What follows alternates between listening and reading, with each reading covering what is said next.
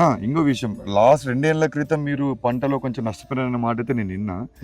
మీరు అంటే ఈ సీడ్ వేసుకోమని మీకు ఎవరు సలహా ఇచ్చారు పోయిన సంవత్సరం? అంతకుముందు సంవత్సరం కూడా ఆ సార్ దగ్గరికే పోయినాం.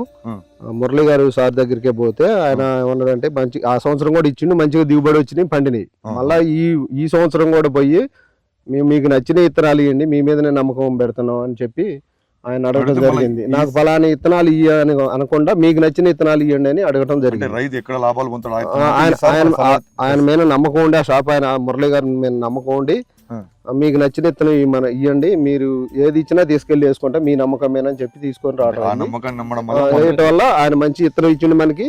ఆయన నమ్మకం అనేది నిలబడి పోయింది ఇక్కడ మంచిగా. అన్న ఈ సంవత్సరం మీరు SLR 369 వేయడం వల్ల లాభాలు అంటే దిగుబడి బాగా వస్తుంటారు. మీరు వచ్చే సంవత్సరం కూడా SLR విత్తనం వాడదాం అనుకుంటున్నారు? ఇదే విత్తనం ఒక 2 ఎకరాలు వేసుకొని మళ్ళా కొత్త విత్తనాలు కూడా వాళ్ళు ఆ సార్ వాళ్ళు తయారు చేసి మనకి కొత్త విత్తనం వాళ్ళు విత్తనం అంటారు. మళ్ళీ అవి కొన్ని వేద్దాం, ఇవి వేసుకుంటాం. 2 రకాలు వేసుకుంటాం. 2 రకాలు వేసుకుంటాం. అంటే ఇప్పుడు ప్రతి ఒక్క రైతుకు మీరు ఇచ్చే సలహా అయితే ఖచ్చితంగా విత్తనం వాడడం వల్ల ఎక్కువ దిగుబడి, నల్లి దాటికి కూడా నల్లికి తట్టుకొని కాసుద్ది. ఏ రైతైనా కానీ వేసుకోవచ్చు విత్తనం, నమ్మకంతో వేసుకోవచ్చు.